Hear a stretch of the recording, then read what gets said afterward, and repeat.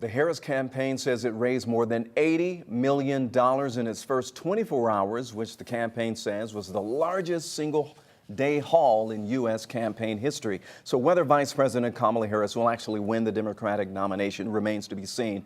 And everyone is already speculating about whether or not she can actually win over voters in November. 11 Alive's Teresa Bowles live for us in Atlanta. And Teresa, Harris could be the first woman elected president, but women you spoke with today said that doesn't necessarily mean that they will back her at the ballot box.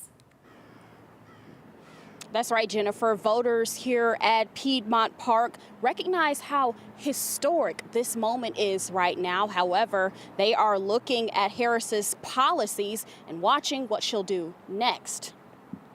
Vice President Kamala Harris has a chance to make history again. This is 2024.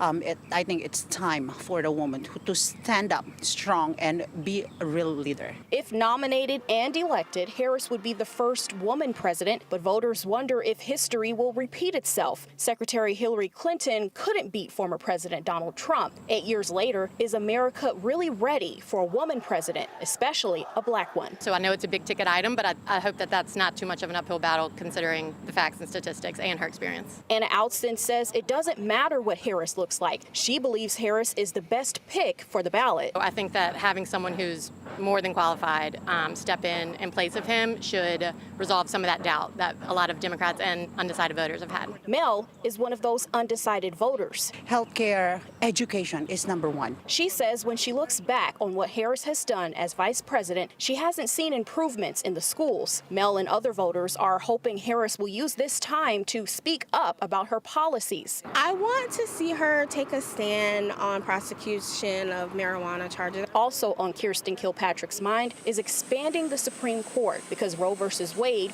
was a piece of history reversed. She says Harris has her vote, but she's looking to the future for real change. I think millennials want to see some action. Gotten some Supreme Court decisions that have really upset us, and I want to know that if I elect someone, that they're going to use the executive office to actually make changes now that they do have the liberties to make those changes. I don't want to see 4 years of the same policies.